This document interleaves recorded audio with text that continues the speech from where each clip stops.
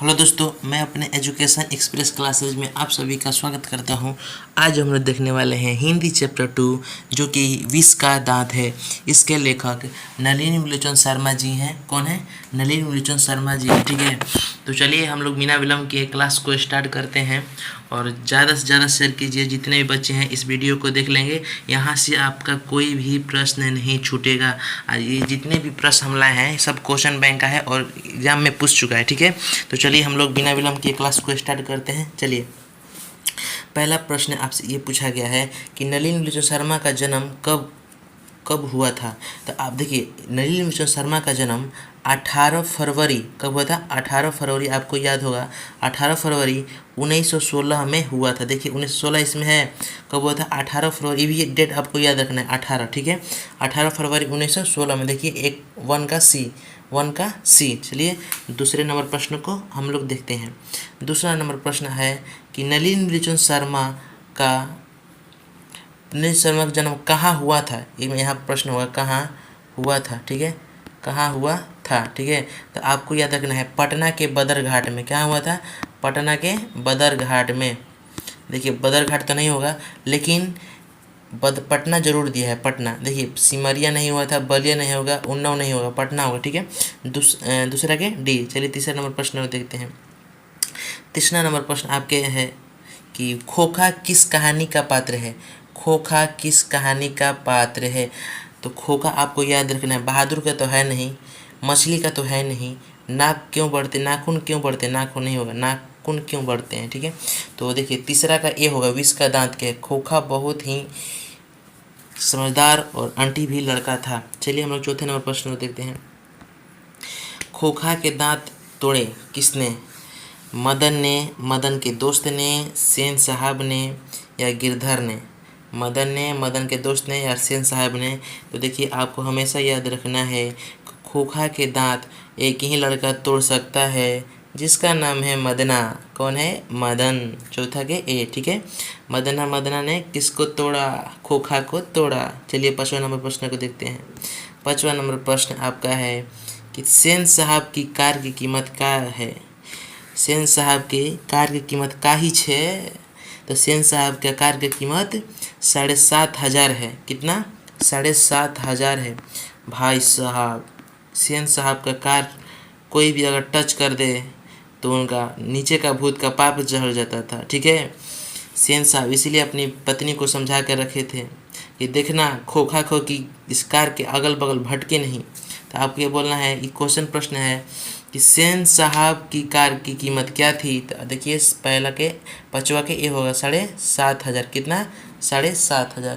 चलिए हम लोग 6 नंबर प्रश्न देखते हैं। 6 नंबर प्रश्न है, सेन साहब की आंखों का तारा कौन था? वाह वाह। सेन साहब की आंखों का तारा कौन था? तो सेन साहब की आंखों का तारा एक ही लड़का था, जिसका नाम था खोखा। कौन था? खोखा। खोखा का एक और नाम था, जिसका नाम था कासू। आपको याद रखना है, पूछेगा एग्जाम में कि कासू का दूसरा नाम क्या था, खोखा, या पूछेगा एग्जाम में खोखा का दूसरा नाम क्या था, तो कासू। आपको याद रखना है, ठीक है। चलिए 7वां नंबर प्रश्न को देखते हैं। 7वां नंबर प्रश्न आपके स्क्रीन के सामने है कि मोटर को कोई खतरा हो सकता है किससे। देखिए भाई, खोखा जो सेन साहब थे उनके घर में एक ही बदमाश लड़का था, जिनका नाम था कासू, और कासू का दूसरा नाम है खोखा। तो मोटर कार का खतरा किससे हो सकता है, आप अंदाज़ा लगा चुके होंगे। तो 7 का ए कौन था? खोखा था। चलिए हम लोग 8वां नंबर प्रश्न को देखते हैं। 8वां नंबर प्रश्न है कि विष का दांत पाठ की कौन सी विधा है? क्या है? निबंध है, व्यक्तिगत चित्रण है, कविता है या कहानी है? तो देखिए 8 के क्या है? डी होगा। क्या है? कहानी है। विष के दांत क्या है? एक कहानी है, ठीक है। आपको याद रखना क्या है? कहानी है। चलिए 9 नंबर प्रश्न देखते हैं। 9 नंबर प्रश्न आपका क्या बोल रहा है कि मदन किसका बेटा है? मदन किसका बेटा है? सेन साहब का है कि गिरधर का है कि सोफर का है, पेपर नवीस का है? तो ये पेपर नवीस कहाँ से आ गए? सोफर साहब तो थे। देखिए मदन किसका लड़का है? तो मदन गिरधर लाल का लड़का था। सॉरी, गिरधर लाल का बेटा था। मदन किसका बेटा था? तो गिरधर लाल का लड़का था।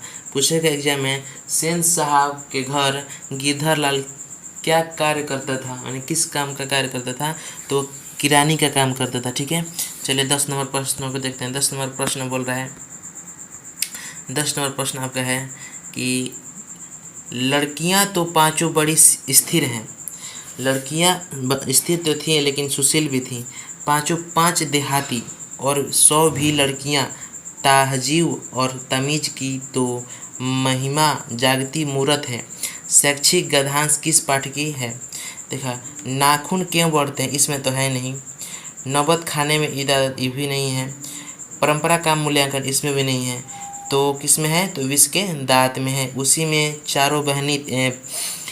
5 बहनें थी और एक किसमें खोखा था। ठीक है, और पांचों लड़कियों कौन, अगर एग्जाम में आपसे नाम पूछेगा तो क्या बताएंगे, तो आपको पांचों लड़कियों का नाम था रजनी, आलो, सिफारी, आरती, और एक का नाम था चलिए याद पड़ेगा तो आपको बताएंगे आगे। 11 नंबर प्रश्न को तब देखते हैं। 11 नंबर प्रश्न आपके स्क्रीन के सामने है कि सेन साहब की नई मोटर कार किस रंग की थी?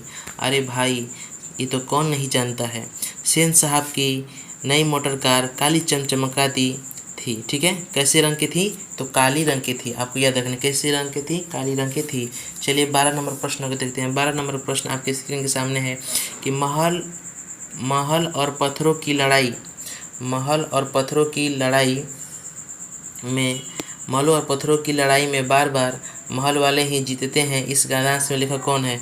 अरे महात्मा गांधी कहाँ से आ जाएंगे, इसमें अमरकांत कहाँ से आएंगे, तो अशोक कहाँ से आ जाएंगे, इसमें पूछेगा। देखिए, विष के दांत के लेखक कौन है, तो नलिनी बिचन शर्मा।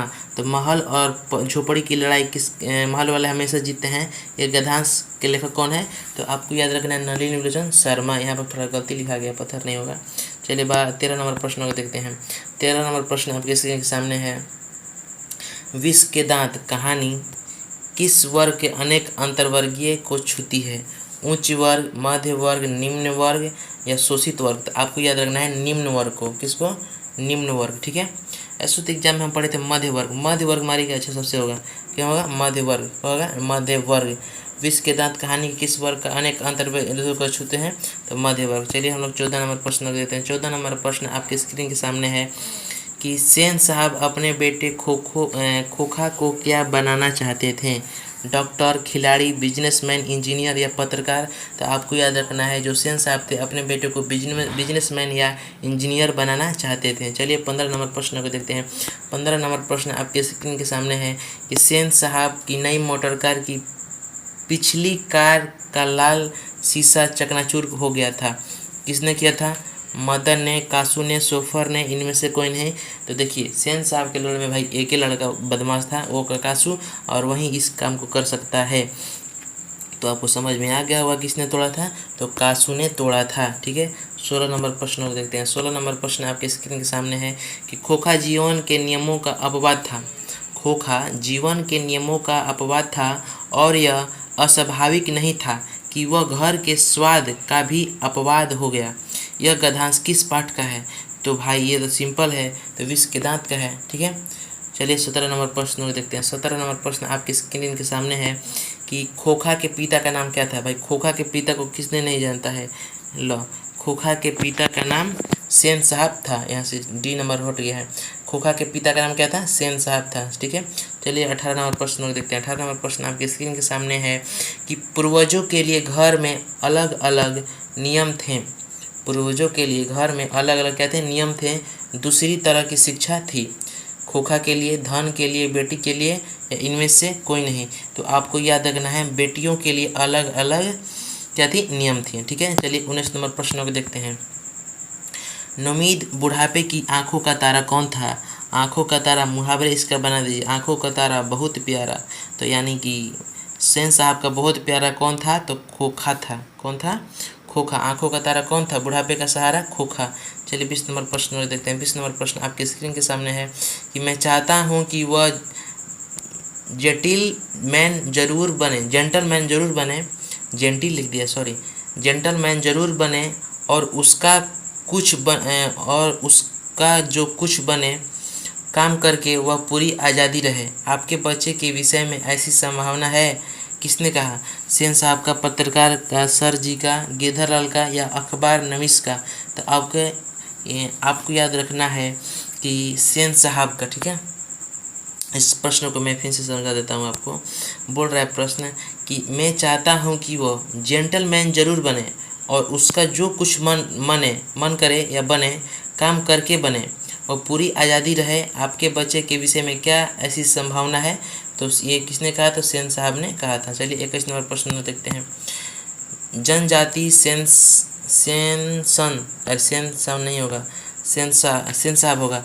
जनजाति सेन साहब ने सिद्धांतों को भी बदल दिया था।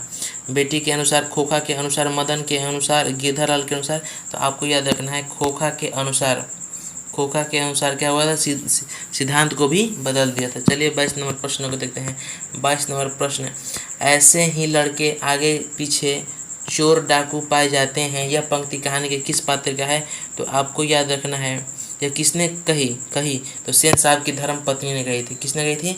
सेन साहब की धर्म पत्नी ने। चलिए 23 नंबर प्रश्न को देखते हैं। 23 नंबर प्रश्न बोल रहा है कि गिरधरलाल का पुत्र कौन था? तो मदन था। कौन था? मदन, ठीक है। चलिए 24 नंबर प्रश्न को देखते हैं। 24 नंबर प्रश्न आपके के सामने है। गिरधरलाल सेन साहब की नियुक्ति में क्या था?